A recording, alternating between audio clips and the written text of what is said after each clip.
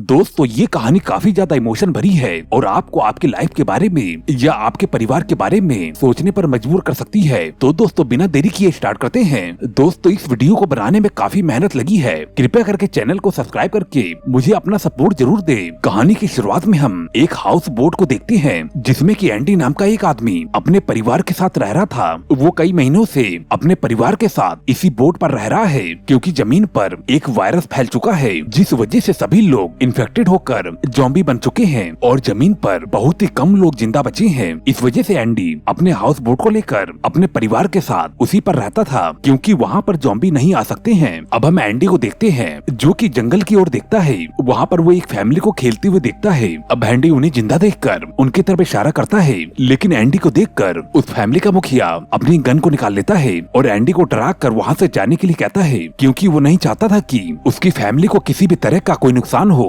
अब एंडी समझ जाता है और वापस हो जाता है। अब इसके बाद रात के समय एंडी की वाइफ उसे कहती है कि हमारे पास सिर्फ 1-2 दिन का ही खाना बचा है, इस वजह से जल्दी हमें किसी सुरक्षित जगह पर जाना होगा जहाँ पर कि खाना मिल सके। यहाँ पर एंडी को जमीन पर जाना काफी रिस्की लगता है क्योंकि वहाँ पर ज़ॉम्बी काफी आसानी से हमला कर सकते हैं। अब अगली सुबह में हम जंगल के अंदर थूमी नाम की एक लड़की को देखते हैं जो कि बच्ची होती है और वो इस समय वो पेड़ के ऊपर रह रही है। अब हम उसे उसके जूते पर उसे पत्ते बांधते हुए देखते हैं। वो अपने जूतों में पत्ते इस वजह से बांध रही थी ताकि ज़ॉम्बी उसके जूतों की आवाज को न सुन सके। दरअसल थॉम्बी के पिता भी ज़ॉम्बी बन चुके थे और वो ज़ॉम्बी बने हुए अपने पिता को एक गड्ढे के अंदर रखती थी और वो दिन में जंगली जानवरों का शिकार करके रात में अपने पिता को खिलाती थी क्योंकि वो अपने पिता से बहुत ही ज्यादा प्यार करती थी क्योंकि उसे अभी भी लगता है कि उसके पिता समय के साथ ठीक हो जाएंगे। अब हम एंडी को देखते हैं जिसे अपने सामने एक बोट पानी में पलटी हुई नजर आती है। अब जिसके बाद एंडी अपनी छोटी बोट को लेकर उस पलटी हुई बोट के पास जाता है ताकि वो उस बोट में से खाने का सामान ले सके। अब एंडी उस बोट के अंदर जाकर देखता है कि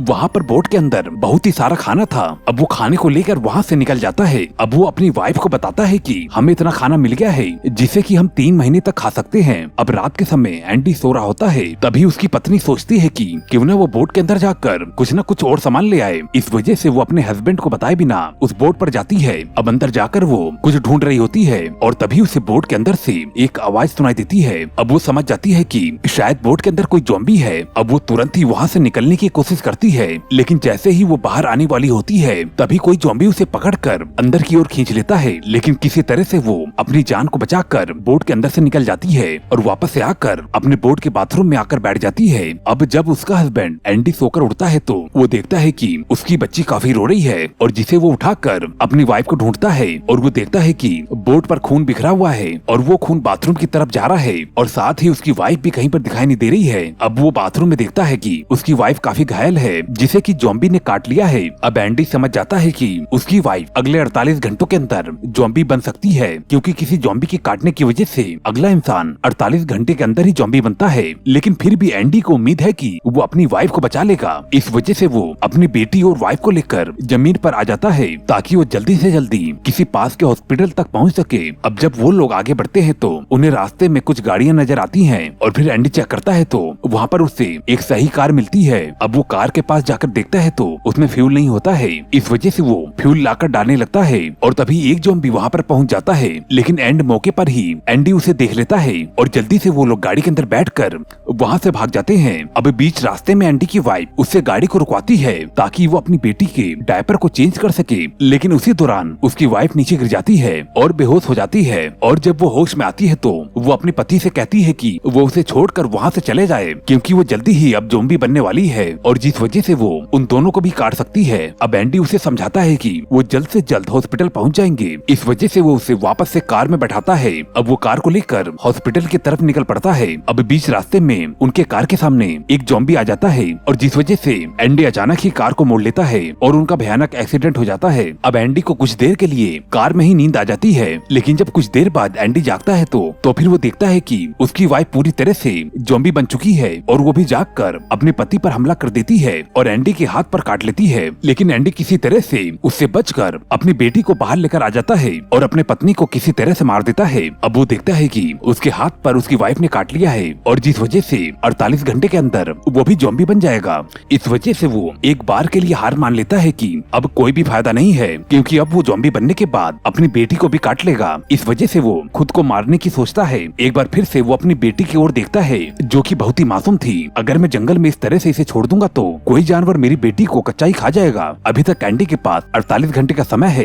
इस वजह से वो अपनी घड़ी में 48 घंटे का टाइमर सेट करता है और अपनी बेटी को किसी सुरक्षित हाथों में देने के लिए निकल पड़ता है। अब तभी वो उसी ज़ॉम्बी को देखता है जिसके कारण उसका एक्सीडेंट हुआ था। अब एंडी उसे मारने वाला होता है, तभी वहाँ पर थॉमी पहुँच जाती है और वो कहती है कि उसके पिता को नहीं मारो। और फिर वो अपने पिता को वापस बुलाने के लिए अपने हाथ पर चीरा लगाती है और जिससे कि खून निकलता है। और फिर उसके खून को सूंघते सूंघते उसके ज़ॉम्बी पिता उसके पीछे चले जाते हैं। अब एंडी आगे की ओर निकल पड़ता है। अब रास्ते में उसे एक घर दिखाई देता है। अब वो उस घर में जाता है तो उसे वहाँ पर एक औरत दिखाई देती है। वो औरत दिल की काफी अच्छी थी, इस वजह से वो एंडी को वहाँ पर रात गुजारने का मौका देती है और वो लेडी साथ में ही एंडी के जख्मों पर पट्टी भी करती है। अब एंडी सोचता है कि वो अपनी बेटी को उसके पास छोड़ देगा, क्योंकि वो लेडी काफी अच्छी है। लेकिन तभी उसे मालूम चलता है कि उस लेडी को तो कैंसर है और वो जल्द ही मर जाएगी। इस वजह से वो उसे देखकर अपने फैसले को तुरंत ही बदल देता है। अब हम इसके बाद कुछ लोगों को देखते हैं जो कि ज़ॉम्बियों को मारते मारते जंगल की ओर बढ़ रहे हैं और साथ ही हमें थोम्बी की माँ को भी दिखाया जाता है, जो कि बेसब्री से उसे ढूंढ रही होती है। लेकिन थोमी उन सभी से छिपी रहती है और उनके पास नहीं जाती है, क्योंकि वो अपने पिता से बहुत ही ज्यादा प्यार करती है और उसे पता है कि देखते ही उसके ज़ॉम्बी पिता को तुरंत ही मार देंगे।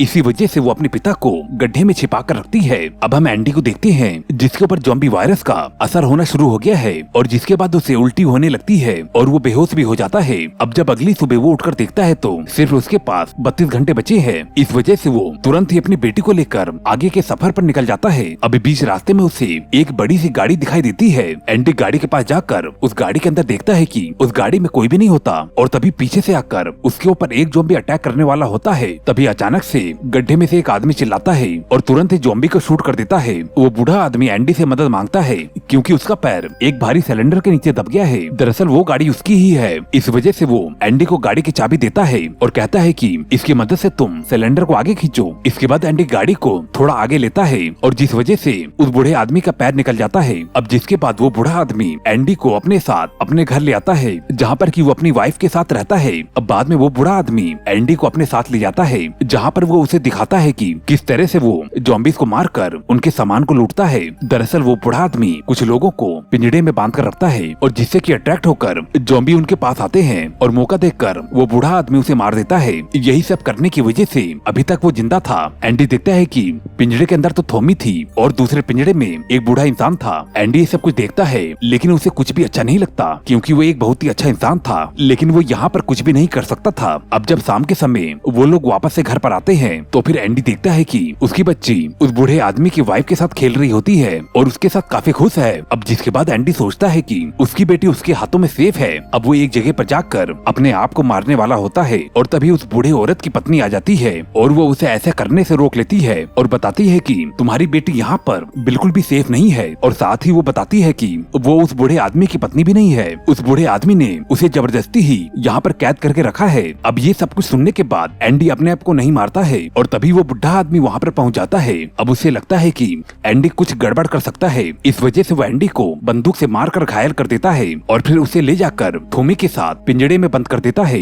लेकिन एंडी किसी तरह से थोमी के साथ मिलकर पिंजड़े से बाहर निकलने का प्लान बनाता है और जैसे ही ज़ॉम्बी आते हैं वो लोग ज़ॉम्बी को चकमा देकर पिंजड़े से भाग निकलते हैं। अब वो लोग सीधे ही उस बुढ़े आदमी के घर जाती हैं ताकि एंडी अपने बच्चे को ले सके और एंडी ऐसा ही करता है और साथ ही वो औरत भी एंडी के साथ निकल जाती है। और जब वो सभी लोग वहाँ से भाग रहे होते हैं और तभी वो बुढ़ा आदमी जाग जाता है और उनको भागते हुए देख लेता है। वो अपनी बंदूक को लेकर एंडी के ऊपर गोली चलाता है, लेकिन वो औरत सामने आ जाती है और उसे गोली लग जाती है, जिस वजह से वो वहीं पर ही मारी जाती है। अब ये सब कुछ देखकर वो बुढ़ा आदमी पागल हो जाता है, क्योंकि वो उस लेडी से बहुत ही प्यार करता था। अब मौका देखकर थोमी और एंडी वहाँ से जंगल की ओर भाग जाते हैं। अब वो बूढ़ा आदमी उनके पीछे उन्हें ढूंढने की कोशिश करता है, लेकिन वो लोग उसे नहीं मिल पाते। अब अगले दिन एंडी किसी सेफ जगह को ढूंढने के लिए निकलता है। अब रास्ते में वो थोमी को बताता है कि उसके पिता जो ज़ॉम्बी बन चुके हैं, अब वो कभी भी वापस से पहले जैसे इंसान नहीं बन सकते। अब थोमी देखती है कि उसके पिता को कबीले वालों ने ढूंढ लिया है और उन्हें मारकर पेड़ के ऊपर दफना दिया है। अब जिसके बाद थोमी जोर जोर से रोती है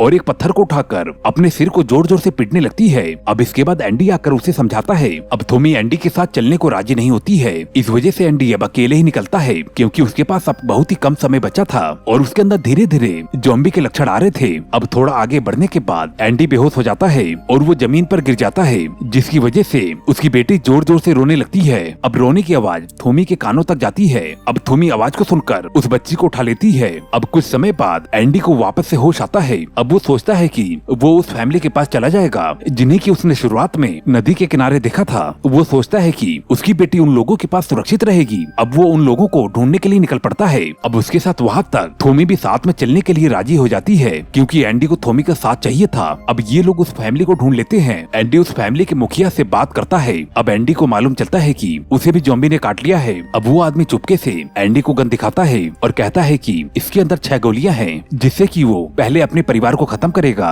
और बाद में बंदूक के अंदर 2 गोलियां बचेंगी, जिसे लेकर वो अपनी बच्ची को और अपने आप को भी मार सकता है। लेकिन एंडी उसे ऐसा करने से मना करता है और फिर वो वहाँ से चला जाता है। और तभी एंडी को पीछे से गोली चलने की आवाज सुनाई देती है। अब वो समझ जाता है कि उसने अपने परिवार के साथ खुद को भी खत्म कर लिया है। अब एंडी के पास कोई भी सुरक्षित जगह नहीं बची थी जहाँ पर कि वो जाकर अपनी बेटी को छोड़ सके। इस वजह से वो खुद को मारने वाला होता है। लेकिन तभी थोमी उसे कहती है कि उसका एक कबीला यहाँ से थोड़ी ही दूरी पर है और अगर तुम चाहो तो अपनी बेटी को हमारे कबीले के लोगों को सौंप सकते हो। अब ये आइडिया एंडी को काफी अच्छा लगता है और इसके अलावा उसके पास कोई भी चारा नहीं होता। इस वजह से वो लोग जल्दी से उस कबीले की तरफ निकल पड़ते हैं। अब बीच में उन्हें एक सुरंग मिलती है जहाँ पर कि बहुत ही सारे ज़ॉम्बी थे, लेकिन वो लोग उनसे बचकर आगे निकलते हैं। लेकिन जब वो सुरंग के अंत में देखते हैं तो उन्हें वही बुढ़ा आदमी दिखाई देता है जो कि अब एंडी के ऊपर हमला कर देता है। अब एंडी भी अपनी बंदूक को निकाल लेता है जिसमें कि 2 गोलियां बची थी। अब लड़ाई के दौरान एंडी एक गोली को उस बुढ़े आदमी को मार देता है, लेकिन उस बुढ़े आदमी में अभी भी बहुत जान बची थी और जाकर वो एंडी के बेटी को उठा लेता है। लेकिन उसे उस मासूम बच्ची का चेहरा देखकर काफी दया आ जाती है और अब वो एंडी को जाने देता है। अब बीच रास्ते में एंडी की तबीयत और भी ज्यादा बिगड़ जाती है। अब उसके अंदर ज़ॉम्बी के बहुत ही सारे लक्षण दिखाई देने लगते हैं। एंडी को अब मांस खाने का बहुत ही ज्यादा मन हो रहा था, लेकिन वो किसी तरह से अपनी बेटी की तरफ देखता है और अपने आप को कंट्रोल करता है क्योंकि अभी भी उसकी बेटी बिल्कुल भी सुरक्षित नहीं थी। अब तो वो सही ढंग से चल भी नहीं पा रहा था। इस वजह से वो एक लकड़ी लेता है और लकड़ी के आगे मांस के टुकड़े को बांध देता है और थोमी को कहता है कि वो इस लकड़ी के टुकड़े को लेकर उसकी पीठ पर बैठ जाए। अब एंडी अपने दोनों हाथों को भी बंधवा लेता है ताकि वो ज़ॉम्बी बने तो उन लोगों को काट ना पाए। अब वो लोग आगे बढ़ना शुरू करते हैं और एंडी मांस खाने के लालच में आगे बढ़ता रहता है और फिर वो लोग इस तरह से उस कबीले तक पहुंच जाते हैं। अब कबीले के लोग एंडी को मारने ही वाले होते हैं, तभी उन्हें थोमी दिख जाती है। अब कबीले के सारे लोग एंडी और थोमी को नीचे उतारते हैं। अब हम देखते हैं कि एंडी पूरी तरह से ज़ॉम्बी बन चुका है, लेकिन फिर भी उसका दिमाग थोड़ा काम कर रहा था और आखिरी में वो अपने सिर को अपनी बेटी की तरफ हिला रहा था, यानी कि वो कबीले के लोगों से कह रहा था कि वो लोग उसकी बेटी का ख्याल रखें। अब कबीले के लोग भी इस बात को समझ जाते हैं और अंत में वो एंडी को मार देते हैं क्योंकि अब वो पूरी तरह से एक ज़ॉम्बी बन गया था। अब कहानी के अंत में हमें एंडी की बॉडी को एक पेड़ पर दिखाया जाता है और जिसके बाद थोमी खड़ी थी और वो उसकी बेटी का भी ख्याल रख रही थी। अब दोस्तों इसी के साथ ही ये मूवी यहीं पर ही एंड होती है। दोस्तों आपको ये स्टोरी कैसी लगी हमें कमेंट करके जरूर बताएं और जाते जाते चैनल को सब्सक्राइब कर देना। मैं मिलता हूँ आपको अगली वीडियो में। Okay bye.